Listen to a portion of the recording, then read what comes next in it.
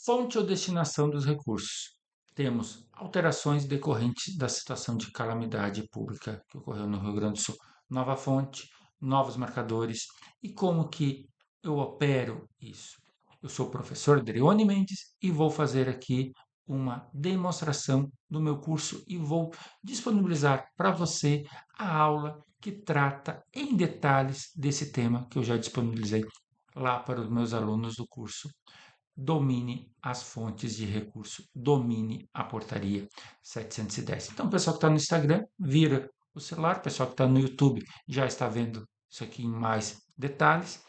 Inclusive, o pessoal do YouTube está com o link aqui do material que eu vou disponibilizar. Como que funciona o curso, tá, pessoal? Aqui, ó, eu conto tudo o que refere-se à portaria 710, desde o que são fontes de recurso, a história da criação da portaria 710, como que eu identifico corretamente a fonte de recurso, o que são fontes livres, o que são os marcadores, o que são as fontes vinculadas, aula aqui, aula para demais vinculações legais, recursos do RBPS, recursos do ROITs, identificando o exercício, recurso de superávit financeiro, como que se dá a administração financeira. Estou só passando aqui por cima de alguma das aulas. Necessidade específica dos entes, até chegar aqui. Ó, detalhe, cada aula, tá? Você tem aqui o espaço para você fazer seus comentários, tirar suas dúvidas, tá? Que eu respondo também na maior brevidade possível. E eu vou mostrar aqui agora para vocês a aula de calamidade pública, né? Espero que você goste da aula. Se você se interessar, também pode vir aqui e assistir as demais aulas do curso, né, que ele está à disposição para você ver e rever quantas vezes quiser e como é a situação aqui está provando. Há uma alteração, há uma mudança na portaria, há uma nova fonte, há um novo marcador, o curso é atualizado e você recebe esse complementação, essa atualização já diretamente no seu computador. Você pode assistir no celular, você pode assistir no computador da prefeitura, no computador da tua casa. Esse curso ele é pensado para você dominar as fontes de recursos. Mas vamos lá, no que interessa, vamos ver a nossa videoaula. Nova alteração da portaria 710, uma nova videoaula aqui para explicar tudo o que está acontecendo nessa nova alteração. Já fizemos isso no passado quando houve alteração da questão dos royalties, estamos agora, por um motivo até triste, alterações decorrentes de fontes e marcadores decorrentes da calamidade pública, motivadas pelo fato que ocorreu das enchentes no Rio Grande do Sul. Tá? Mas é importante, mesmo que você não more no Rio Grande do Sul, assista essa videoaula, porque alguns preceitos aplicados nesta alteração podem ser utilizados no futuro, né, em outra situação de calamidade pública. Espero, sinceramente, que não ocorra.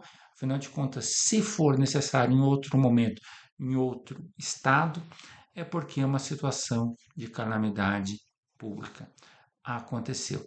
Mas vamos ver, então, qual que é a base legal que nós vamos tratar nesta videoaula. Nós vamos falar aqui da Lei Complementar número 206, das medidas provisórias 1218 e 1222, portaria STN 855 e a nota técnica C 1521. Alguém pode estar se perguntando, tá, mas são duas medidas provisórias, pode ser que tenha alguma alteração, se o Congresso aceite, se o Congresso altere alguma situação? Sim, é possível, e se isso ocorrer, no compromisso que nós já assumimos lá no passado, de cada alteração, eu vim aqui reportar uma nova videoaula, eu farei isso, tá? Vamos iniciar tratando pela medida provisória 1212, que ela vem dar um apoio financeiro. Qual que é a base dessa medida provisória? Ela vai tratar da seguinte forma: no mês de abril, os municípios receberam o seu FPM. No mês no comecinho de maio, tivemos essa situação desagradável. Tá? O que, que vai ser feito? Vai ser pago o valor do FPM de abril numa nova parcela agora não foi, quando eu estou gravando essa aula ainda não foi pago, mas talvez no mês durante o mês de maio. O que que acaba acontecendo? Este valor ele tem que ser lançado na fonte 503.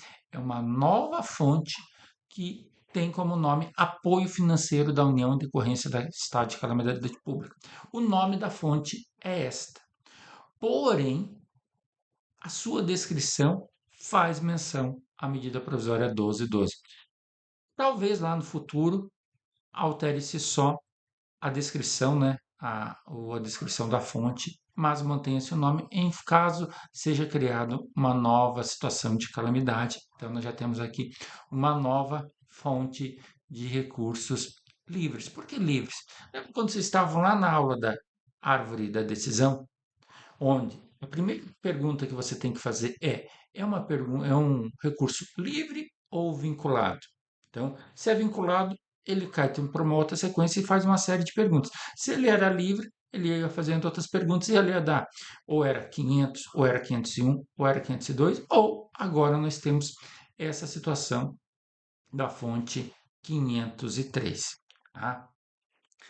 E qual que é a natureza da receita? Como isso é uma receita muito específica, já trago aqui a receita que a União está, né, que a Secretaria do Tesouro Nacional está indicando para utilização. Lembrando, se você tem alguma dúvida de como utilizar bem o Código da Natureza da Receita, eu tenho lá no YouTube um curso gratuito que fala sobre natureza da receita, sobre o inventário da receita. E o detalhe, ela pode ser gasto em qualquer despesa. É um recurso livre. Você pode utilizar esse recurso livremente em qualquer área. Tá? Passando agora para ampliações de transferências, que vem tratar na medida provisória 1218. Se nós formos ver a medida provisória 1218, nós vamos verificarmos que ela tem uma série de, de possibilidades de transferências. Então, o que, que acaba ocorrendo? Né? Vocês estão vendo aqui a medida provisória, deixa eu ampliar um pouquinho aqui para ficar um pouco melhor para vocês visualizarem. Tá? O que que acaba ocorrendo? Tá? Aqui, ó, tá? Vamos por aqui, ó, tem as transferências, aqui é o texto da lei. Inclusive é interessante para quando você como que a União faz os projetos de lei de alteração orçamentária? Isso aqui, claro que é um crédito extraordinário, mas a dinâmica é muito semelhante. Olha só como que ela faz. Talvez aí no seu município, no seu estado, você trabalhe de uma outra forma, tá? Então, olha só, está fazendo uma subvenção econômica aqui, modalidade 12, modalidade 90. Tá? Tá fazendo aqui, ó, apoio à alimentação escolar do PENAI. Está tratando aqui modalidade 40. Quando é uma modalidade 40, é uma transferência para municípios. Então, este recurso, ele irá ingressar nos cofres dos municípios. Já o dinheiro direto da escola também aqui está na modalidade 40. Claro, existem outros aqui em modalidade 90, ou seja, o próprio União vai utilizar esse recurso diretamente. Alguns casos aqui de outras modalidades, né? Há outros recursos aqui. O que que é importante nós detalharmos nesta situação? Tá? Existem vários tipos de modalidade de recursos que serão utilizados. Então, o que que pode ocorrer, tá? Por exemplo, aquele caso que eu mostrei ali do PENAI, você vai utilizar o mesmo código de fonte do PENAI, que é o 552. Ah, mas professor, eu estou recebendo aqui um outro recurso. Ok, você vai utilizar um outro recurso, né? A fonte específica daquele recurso. Tá, mas como que eu vou separar este recurso, que é específico da calamidade pública, de outro recurso? Pelo marcador da despesa. Então, neste caso, vai ser utilizado o marcador 3101, que o nome dele é Identificação de Transferência da União para Enfrentamento à Calamidade Pública. É um marcador de receita e despesa. Então, lembra lá na aula de marcadores, existem marcadores só de despesa e este é o marcador de receita e despesa. Então, esse é o marcador que vai acompanhar todo o ciclo, desde a entrada do recurso lá na arrecadação, na permanência desse recurso na administração pública, lá dentro da conta banco, e posteriormente lá no pagamento. Então ele vai sair para o pagamento, ele vai ter que ter no empenho, na liquidação e no pagamento também todo esse marcador. Ele vai ser um marcador de ciclo com, completo. E a regra de utilização desse recurso é a mesma da fonte. É a mesma regra de aplicação. Então, lá, o PNAE, você sabe a regra lá que você deve utilizar o PNAE. Você só vai utilizar agora esse recurso e vai marcar este identificador. E qual que é, tá? Quais que são as possibilidades que a União está tratando, tá? Lá dentro da nota técnica 6, já diz aqui, ó, todos, ó, então, o PNAE, tá? O PPDE, o bloco de saúde. Então aqui já vai indicar exatamente qual que é o, claro que ele está falando da matriz de saldos contábeis, qual que é o poder e órgão, que isso aqui geralmente não gera nenhum tipo, mas para eu poder lançar a fonte, eu vou lançar na fonte 600 e o CO 3101 com a natureza de receita. E daí, claro, para mandar a matriz de saldos contábeis, eu vou colocar ainda mais o, o, o status aqui do financeiro, tá? Se eu estar lançando lá no permanente, um crédito a receber, se eu já sei que esse valor vai vir para mim, eu já posso lançar lá no recurso do crédito a receber. E aqui tem todas as 10 possibilidades que está prevista na lei, na medida provisória 1218. Porém, pensou-se o seguinte também: e se o Estado mandar recursos para os municípios? E se os municípios mandarem recursos um para os outros? De que forma que vai ser identificada essa situação? A própria portaria que alterou a portaria 710 já previu essa situação. Então, olha só, caso seja a transferência do Estado, né, ou até eventualmente de um outro Estado, de um outro município, o município está mandando dinheiro para outro município. Temos algumas situações de municípios que adotaram outros municípios. Então, o que, que acaba ocorrendo nessa situação? A fonte o código de fonte, aqueles 3 dígitos, tu vai utilizar o código de fonte mais adequado.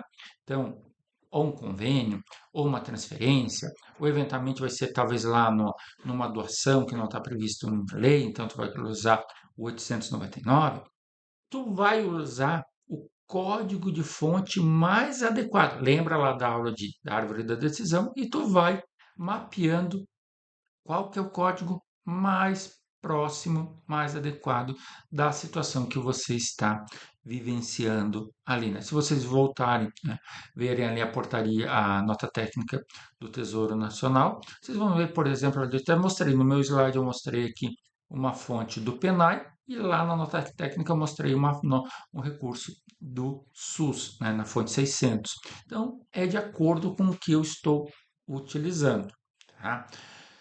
Tendo isso, identificando corretamente a fonte, você só vai colocar o marcador adequado.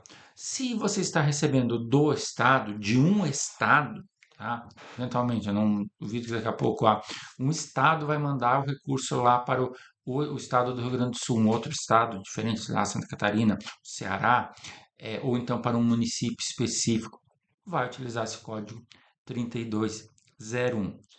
Já o 3202 vai tratar, né, se um outro município utilizar.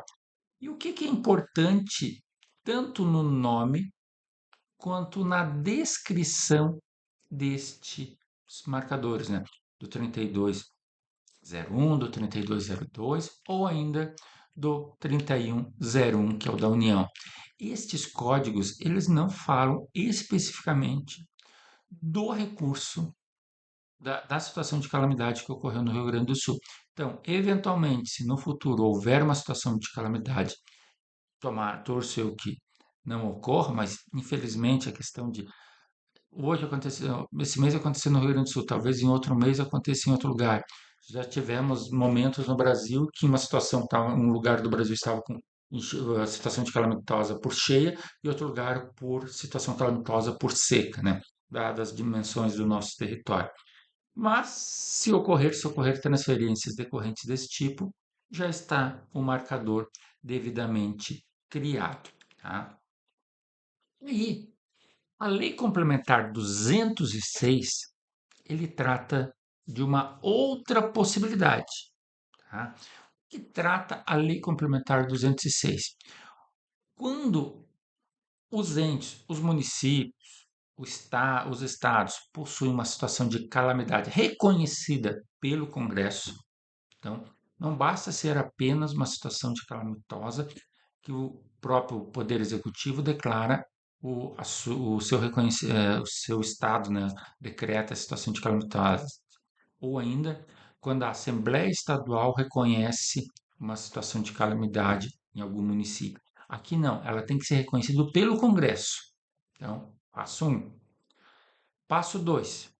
O Poder Executivo pode apresentar uma proposta de prorrogação. Tá? Neste caso da calamidade do Rio Grande do Sul, ele já propôs essa situação. Tá? E daí não tem cobrança de juros em alguns momentos. Existe uma série de regras para serem seguidas para postergar essas dívidas.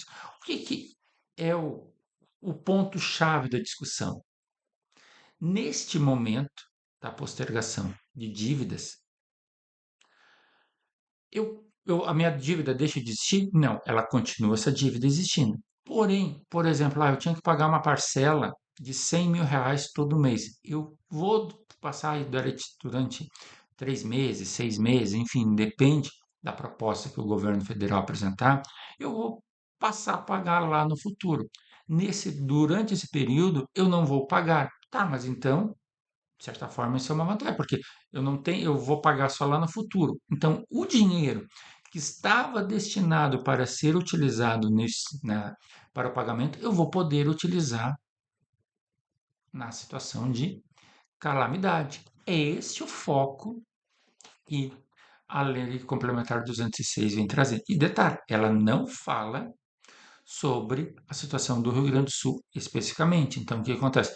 Ela está válida para alguma outra situação no futuro, só tem que respeitar todos esses passos. Então, em vez de eu pagar a dívida, eu vou utilizar esse recurso para pagar, né, atuar na calamidade.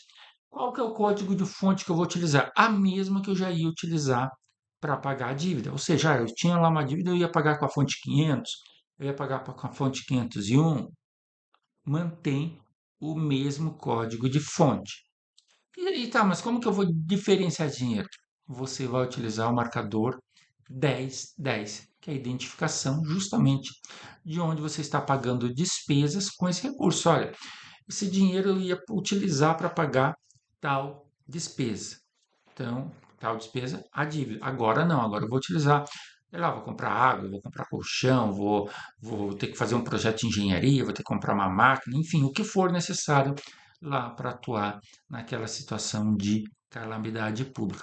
E esse é só um marcador de despesa, ou seja, ele não vai ter registro lá no banco, não vai ter registro na arrecadação, ele vai ter somente para diferenciar a despesa, é um marcador de despesa. Qualquer coisa, volta lá nas aulas de marcadores, fazer o que é um marcador de receita, o que é um marcador de despesa, que você vai conseguir fazer corretamente os lançamentos. Aí uma outra possibilidade, pensou-se o seguinte: e se um parlamentar destinar uma emenda para a calamidade?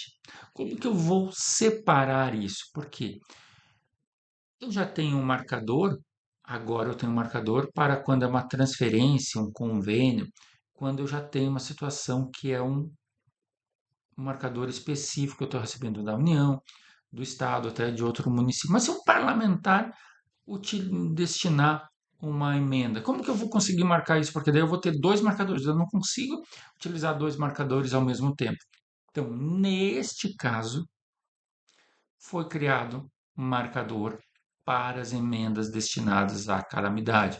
Então, qual que vai ser o código de fonte? A mesma regra que nós detalhamos ali no caso da transferência. Você vai identificar qual que é a fonte mais adequada, né? Pode ser que seja a 500, a 600, pode ser que seja 700, pode ser que seja 701, pode ser que seja 500, se for lá da educação vai estar entre o 540 e o 599. Você vai identificar qual que é o código mais adequado, né? Volta sempre àquela aula se for necessário para a aula, né, da árvore da decisão. Caso essa aula eu vou compartilhar também gratuitamente no meu canal do YouTube. Caso, eu não sei, não tem essa aula, tem disponível também ali no meu canal do YouTube. Ele está um pouco desatualizada, mas ela está lá disponível também para você fazer essa árvore da decisão, identificar corretamente qual que é o código de fonte que você está lá utilizando. E daí você vai utilizar o marcador que se encaixar na situação. Eu estou recebendo uma emenda individual da União 3111. É uma emenda de bancada 3121. Uma emenda do Estado vai ser a 3211, uma individual, ou a 3221, se é uma emenda de bancada estadual, né? Bancada dentro da Assembleia Legislativa, né? Não confundir com a bancada estadual lá no Congresso. E assim você vai conseguir identificar corretamente, né, essas receitas. Lembre-se que, no caso das emendas, as emendas são marcadores de receita e despesa, né? Então, talvez seja importante você relembrar quais são os conceitos, quando que eu utilizo a emenda, perdão, os marcadores somente na receita e despesa e quando eu utilizo somente na despesa. E não foi uma alteração recente, tá? Mas eu relembro aqui, isso já nós tratamos lá na aula de uma alteração, uma fonte pode mudar, tá? Essa não é uma alteração decorrente, legislativa decorrente da calamidade pública que ocorreu no Rio Grande do Sul recentemente agora, tá? Ela é da outra calamidade pública, essa de âmbito nacional, que foi a Covid-19, que foi uma alteração da LRF, que lá agora na LRF, no artigo 65, parágrafo 1º, inciso 2º, ele diz que quando calamidade é reconhecida pelo Congresso, eu posso fazer a quebra do parágrafo único do artigo 8º da LRF. Tá, mas qual que é esse artigo 8º parágrafo único do artigo 8º da LRF? É o que diz que você deve gastar o dinheiro na destinação correta. É o que diz essa regra. Então, é o que diz que o recurso do X eu só posso gastar no X. É a regra geral da vinculação. Então, com isso, com essa quebra, eu poderia utilizar um recurso que, por exemplo, fosse lá da assistência social, na saúde, um da saúde lá na Secretaria de Infraestrutura, um lá da Secretaria de Infraestrutura lá no gabinete do governador, gabinete do prefeito, tá? Essa seria possível nessa situação de calamidade, tá? Porém, eu faço uma grande ressalva aqui. Cuidado com a prestação de contas. Por que que eu faço essa ressalva da prestação de contas? A situação é a seguinte: você tem lá uma regra na Lei de Responsabilidade Fiscal dizendo, eu posso quebrar o parágrafo único do artigo 8º da LRF. Gente, é uma lei complementar. Ela tem, por exemplo, ela é superior a um contrato. Porém, um contrato, por exemplo, de convênio. Eu tenho que convênio é para utilizar tal despesa. Ok, juridicamente, até você talvez conseguisse ganhar. Não vou eu aqui dizer que você vai ganhar, porque isso depende também lá do Poder Judiciário. Você poderia ir numa briga judiciária, certamente você vai ganhar, porque você está obedecendo aqui como uma previsão numa lei complementar. Porém, até você conseguir convencer ou o juiz, ou conseguir convencer quem te fez, quem te mandou dinheiro nessa prestação de contas, que foi lá, veio dinheiro para comprar um trator e você utilizou esse dinheiro para comprar uma despesa que era de calamidade, necessária para calamidade pública, você certamente vai ter vários tipos de problema, tá? Então, para evitar isso, pense muito bem nas prestações de contas que você vai ter que fazer. Mas por que que eu trago isso então se eu já estou fazendo essa ressalva? Porque eventualmente você pode ter um recurso lá no teu estado, lá no teu município, perdão aqui,